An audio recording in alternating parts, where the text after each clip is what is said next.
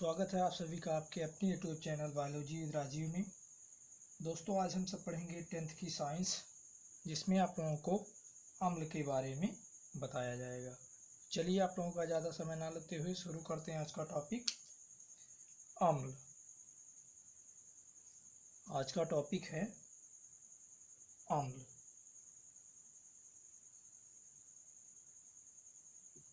अम्ल या इसे इंग्लिश में एसिड कहा जाता है। तो सबसे पहले जानेंगे अम्ल की परिभाषा। तो सबसे पहली जो परिभाषा दी थी, यानी सर्वप्रथम जो परिभाषा दी थी, वे लेवाइजियर तथा डेवी थे। सबसे पहली जो परिभाषा दिए थे वो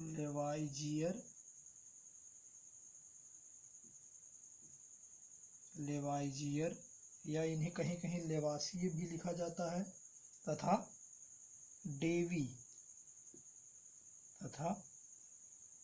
डेवी इन्होंने सबसे पहली परिभाषा दी थी अम्ल की। वो परिभाषा थी, यदि परिभाषा की बात करें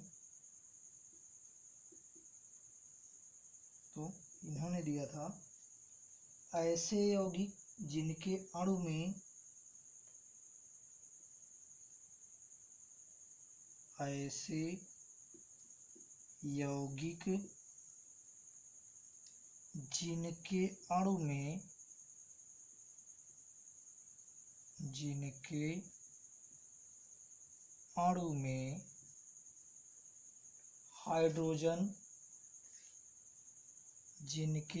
में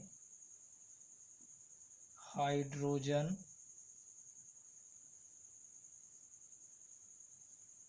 अपने आयनिक रूप में उपस्थित होते हैं,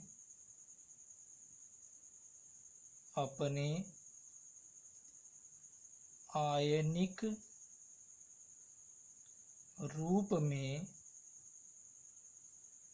रूप में उपस्थित होते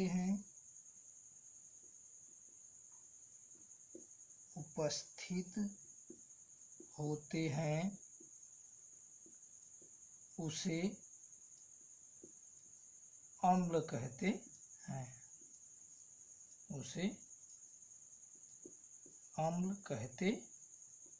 हैं। जैसे उदाहरण के तौर पे जैसे H पॉजिटिव,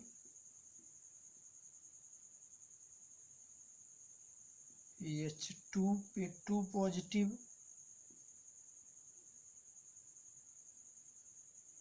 H1 पॉजिटिव और NO3 पे 1 नेगेटिव आदि,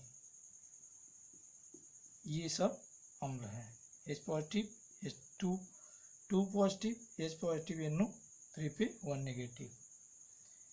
और एक बात बता दें, यदि लेवाइजियर की बात किया जाए तो इन्हें फादर ऑफ केमिस्ट्री भी कहा जाता है, यानी रसायन विज्ञान का पिता। रसायन विज्ञान का पिता इसे कहा जाता है लेवाइजियर के, या कहीं कहीं लिखा रहता है लेवाइसिए। तो चलिए आगे बढ़ते हैं। इसके बाद जो अगली परिभाषा दिए थे वो आरहेनियस के अनुसार,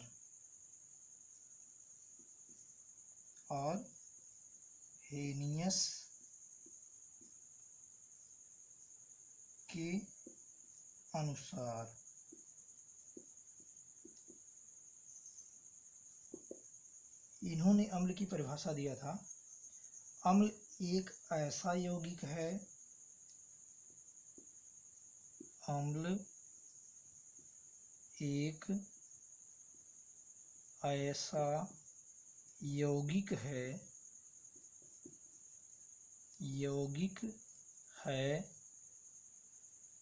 जो जल में घुलकर जल में घुलकर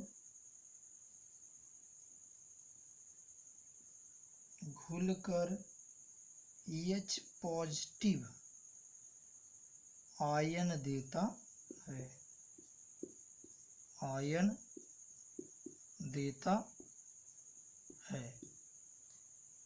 ये आर्हेनियस के अनुसार परिभाषा हो गई। उसके बाद जो अगले वैज्ञानिक हैं उन्होंने अपनी परिभाषा दिया था अम्ल के बारे में, उनका नाम है ब्रांस्टेड एवं लॉरी।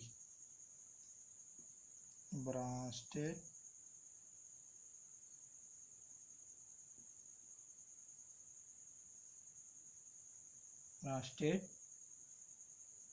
एवं लॉरी, इनके अनुसार अम्ल की परिभाषा इस प्रकार है, जैसे अम्ल वह पदार्थ है, अम्ल वह पदार्थ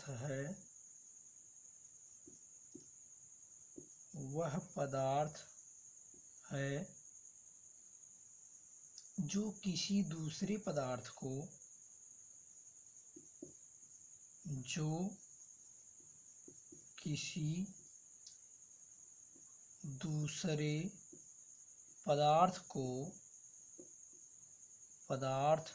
को प्रोटॉन प्रदान करने की क्षमता रखता है। प्रोटॉन प्रदान करने की क्षमता रखता है। तो इस प्रकार ब्रांस्टेड और लॉरी के अनुसार अम्ल वह पदार्थ है जो किसी दूसरे पदार्थ को प्रोटॉन प्रदान करने की क्षमता रखता है। चलिए आगे बढ़ते हैं। अगले वैज्ञानिक हैं लुईस। लुईस के अनुसार अम्ल क्या होता है उसको देखेंगे। लुईस के अनुसार अम्ल की परिभाषा, लुईस, अगले जो वैज्ञानिक हैं नाम है लुईस। लुईस के अनुसार अम्ल की परिभाषा, लुईस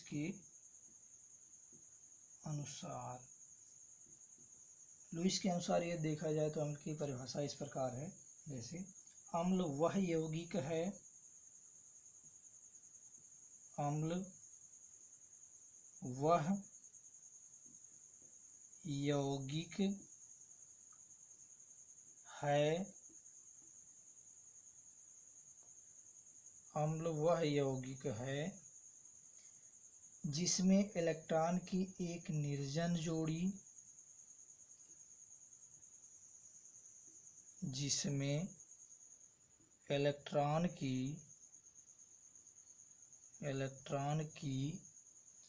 एक निर्जन जोड़ी, एक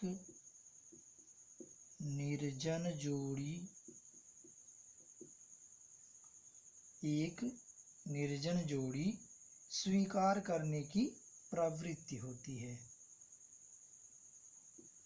स्वीकार करने की प्रवृत्ति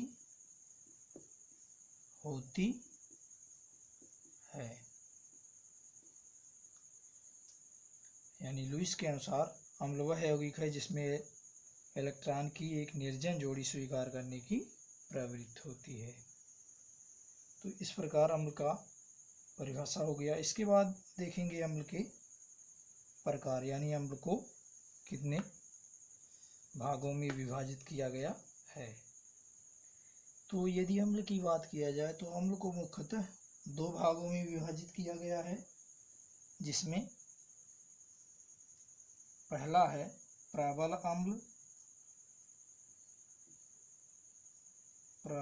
अम्ल और दूसरा है दुर्बल अम्ल। दुर्बल अम्ल। प्रबल अम्ल के अंतर्गत मुख्यतः जैसे HCl, H2SO4, H2SO4, EHNO3 आदि आते हैं। वहीं अगर दुर्बल अम्ल की बात किया जाए तो दुर्बल अम्ल में H2S, HCN,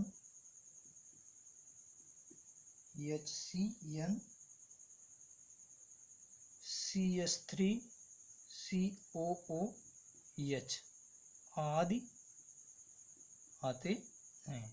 यानी प्रबल अम्ल के अंतर्गत HCl, H2SO4, HNO3 आदि आते हैं और दुर्बल अम्ल के साथ H2S, HCN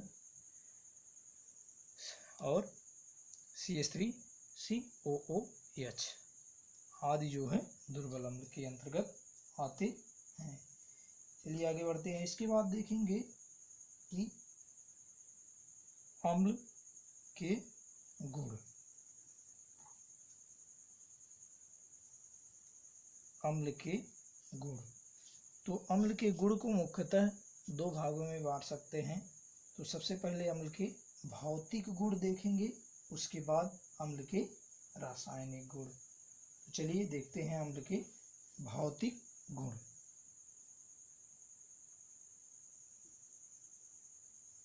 अम्ल के भौतिक गुण, इसको पॉइंट वाइज देखेंगे, जिसमें पहला पॉइंट रख सकते हैं प्रबल अम्ल प्रबल संक्षारक। प्रबल अम्ल प्रबल संक्षारक पदार्थ होते हैं। संक्षारक पदार्थ होते हैं। अगला गुण है दूसरा, अम्लों का स्वाद खट्टा होता है।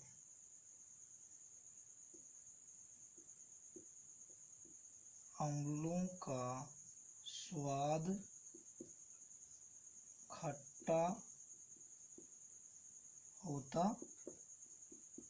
है। अम्लों का स्वाद खट्टा होता है, लेकिन इसको लैब में कभी चख कर नहीं देखना चाहिए। अगला गुण है इसका तीसरा, अम्ल जल में विलेय हैं। अम्ल जल में विलेय हैं, यानी अम्ल जल में विलेय होते हैं। अगला गुण है इसका चौथा, कि अम्ल नीले लिटमस पेपर को अम्ल नीले लिटमस पेपर को या कागज को लाल कर देते हैं। लाल कर देते हैं। तो इस प्रकार ये अम्ल के कुछ गुण हो गए। इसके बाद आगे बढ़ेंगे और देखेंगे अम्ल के रासायनिक गुण, यानी अम्ल के रासायनिक गुण। तो चलिए अम्ल के रासायनिक गुण देखते हैं। ये अम्लों के रासायनिक गुण क्या होते हैं। अम्ल के रासायनिक गुण, इसको पॉइंट वाइज देखेंगे। इसमें पहला पॉइंट रख सकते हैं, इसमें पहला है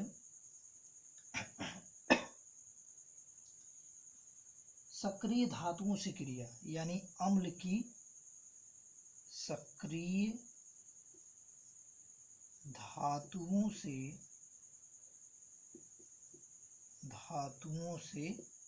क्रिया। तो जब कोई भी अम्ल सक्रिय धातु से क्रिया करता है तो वह हाइड्रोजन आयन का विस्थापन करता है और धात्विक लवण बनाता है, यानी H पॉजिटिव आयन का विस्थापन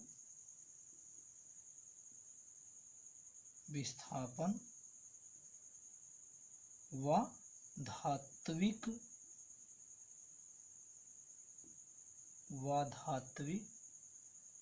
लवण बनाता है। यानी कहने का मतलब ये है, जब अम्ल सक्रिय धातुओं से क्रिया करता है तो हाइड्रोजन आयन विस्थापित करता है और धात्विक लवण बनाता है। जैसे देखेंगे, सक्रिय धातु है Zn और इसकी क्रिया हो रही HCl से, तो ये जिंक क्लोराइड बनाता है और हाइड्रोजन आयन विस्थापित कर देता है। यहाँ बैलेंस करने के लिए 2। एक और एग्जांपल देख लेते हैं। जैसे यहाँ सक्रिय धातु है Fe आयरन और इसकी क्रिया कराई जा रही है H2SO4 से, तो ये FeSO4 फेरस सल्फेट और ये हाइड्रोजन को विस्थापित कर देता है। तो इस प्रकार यदि अम्ल की सक्रिय धातु से क्रिया होती है तो वह हाइड्रोजन आयन का विस्थापन करता है और धात्विक लवण बनाता है। उसके बाद दूसरा देखेंगे, दूसरे पे है कि अम्ल की धात्विक ऑक्साइडों तथा हाइड्रोक्साइडों से क्रिया, यानी धात्विक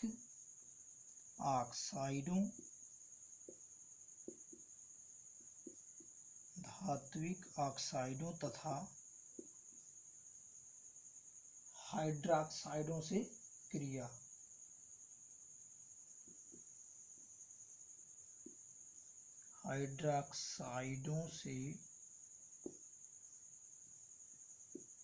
क्रिया।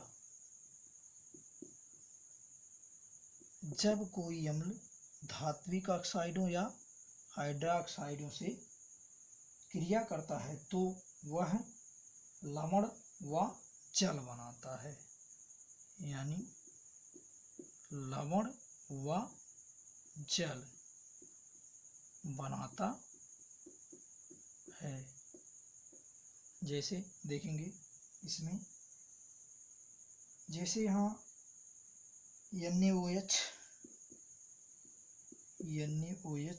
की क्रिया कराई जा रही है HCl से, तो ये बना रहा है NaCl यानी सोडियम क्लोराइड और यहाँ जल बना रहा है।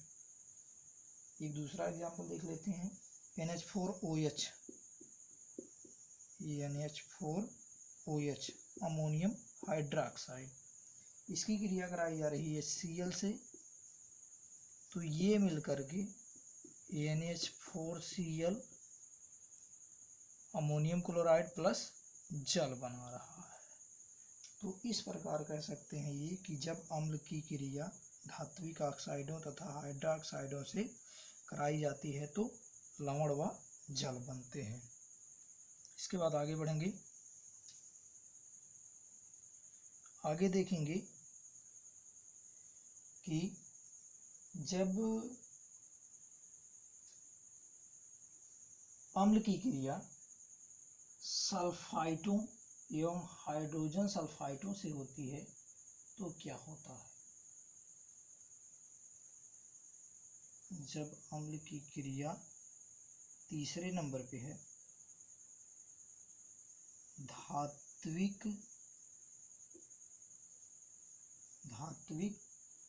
सल्फाइटों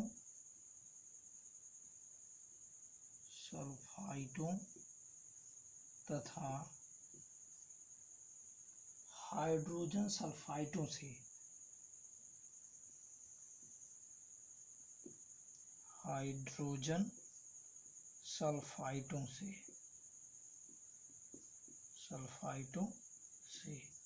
यानी कहने का मतलब ये है, जब अम्ल की क्रिया धात्विक सल्फाइटों तथा हाइड्रोजन सल्फाइटों से होती है तो क्या बनता है?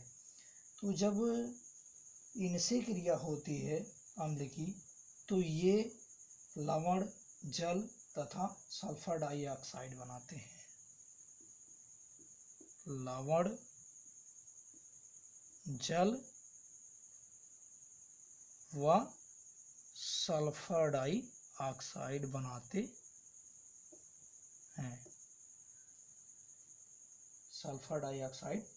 हैं। तो चलिए इसका एग्जांपल देख लेते हैं। जैसे K2SO3 प्लस H2SO4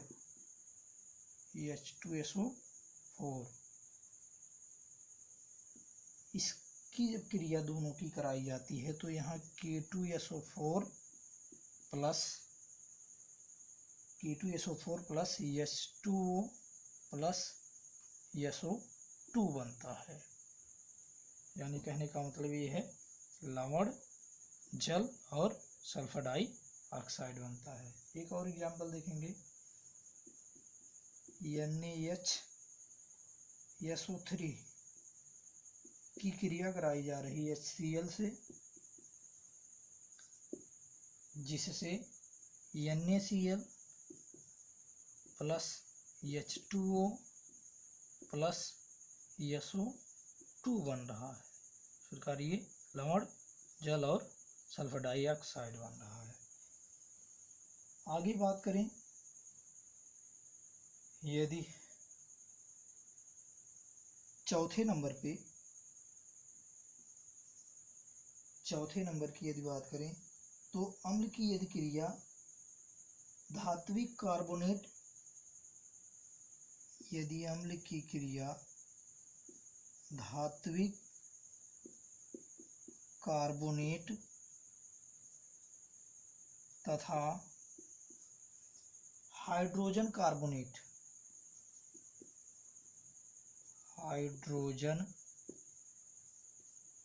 कार्बोनेटों से, यानी कहने का मतलब ये है कि जब अम्ल की क्रिया धात्विक कार्बोनेट तथा हाइड्रोजन कार्बोनेट से होती है तो क्या बनता है? तो इससे लवण, जल तथा कार्बन डाइऑक्साइड बनता है। यानी जब अम्ल की क्रिया धात्विक कार्बोनेट या हाइड्रोजन कार्बोनेट से होती है तो लवण, जल तथा कार्बन डाइऑक्साइड बनती है। जैसे देखेंगे Na2CO3 इसकी क्रिया कराई जा रही है HCl से, तो ये क्रिया करके NaCl plus H2O plus CO2 बना रहा है। इसको बैलेंस करने के लिए यहाँ 2 बढ़ा देंगे और तो इस प्रकार कह सकते हैं कि धात्विक कार्बोनेट की क्रिया जब अम्ल से कराई जाती है तो लवण, जल और कार्बन डाइऑक्साइड बनता है। एक और एग्जांपल देखेंगे, CuCO3 इसकी क्रिया कराई जा रही है H2SO4 से,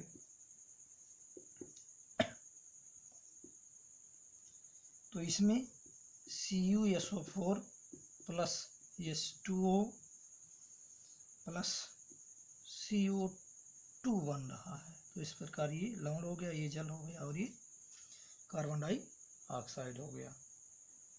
चलिए आगे बढ़ते हैं। इसके बाद हम लोग जानेंगे अम्ल का उपयोग, यानी अम्ल का उपयोग कहाँ कहाँ किया जाता है। तो अम्ल का उपयोग, इसको पॉइंट वाइज देखेंगे। इसमें पहला पॉइंट है कि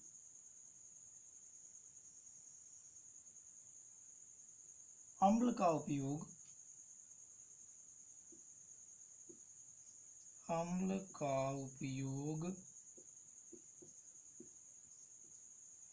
खाने के रूप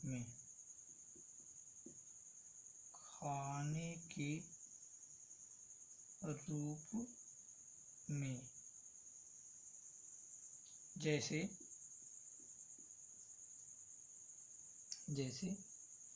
खट्टे दूध,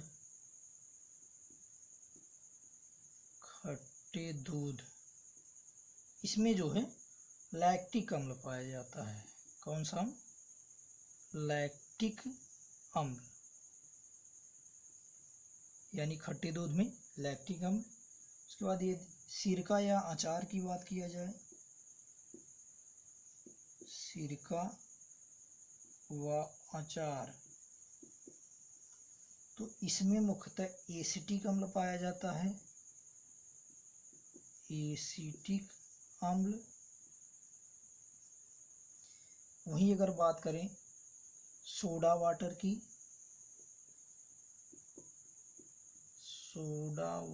की, तो इसमें मुख्यतः कार्बोनिक अम्ल पाया जाता है, कार्बोनिक अम्ल पाया जाता है। वहीं अगर अंगूर की बात करें, अंगूर, तो इसमें टार्टेरिक अम्ल होता है। वहीं अगर सेब की बात करें, सेब, तो इसमें मैलिक अम्ल पाया जाता है, मैलिक अम्ल आदि कह सकते हैं। यानी नींबू की यदि बात करें तो उसमें साइट्रिक एसिड पाया जाता है। तो इस प्रकार अम्ल का उपयोग खाने के रूप में किया जाता है। पॉइंट नंबर 2 देखेंगे कि अम्ल का उपयोग और कहाँ किया जाता है। तो अम्ल का उपयोग खाना पचाने में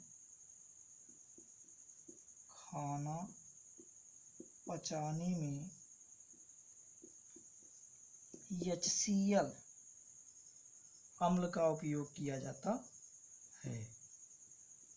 अम्ल का उपयोग किया जाता है। वहीं अगर तीसरे नंबर की बात करें, तो तीसरा नंबर पे आता है सोने एवं चांदी के शुद्धिकरण में, सोने एवं चांदी के शुद्धिकरण में नाइट्रिक अम्ल HNO3 का उपयोग किया जाता है,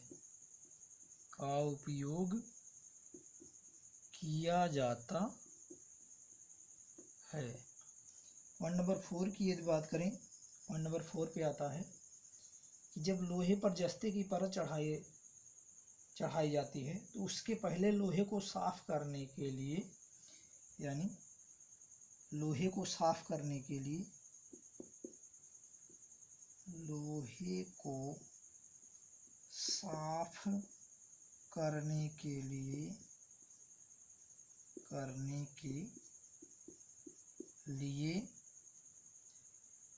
H2SO4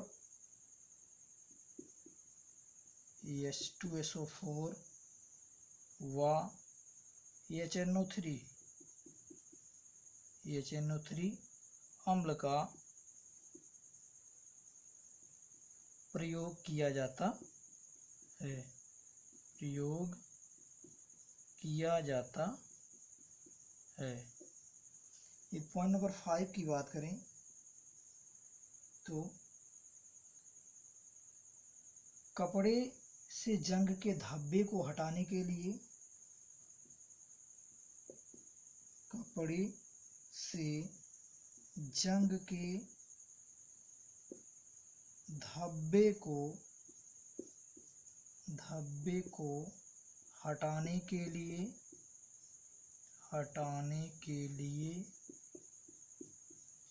ऑक्सैलिक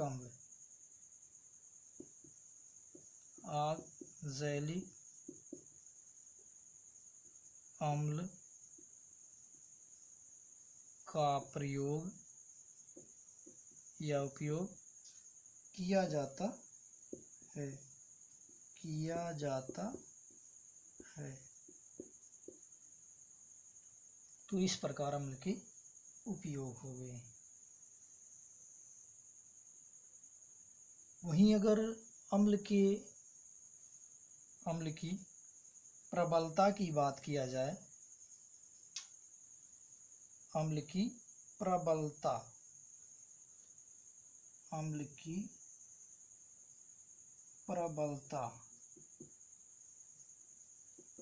तो अम्ल की प्रबलता की बात किया जाए तो सबसे जो प्रबल अम्ल है HCl, उसके बाद HNO3, उसके बाद H2SO4, उसके बाद है CH3COOH। ये इसकी प्रबलता का क्रम है। तो आज बस इतना ही। आज का वीडियो आप लोगों को कैसा लगा, लाइक करें, कमेंट करें और अधिक से अधिक शेयर करें। और जो लोग चैनल पे नए हैं वे चैनल को अवश्य सब्सक्राइब कर लें। इसके संदर्भ में कुछ क्वेश्चन दिए जाएंगे कमेंट बॉक्स में, उन क्वेश्चनों को देख करके आप लोग उसका आंसर देंगे। जय हिंद।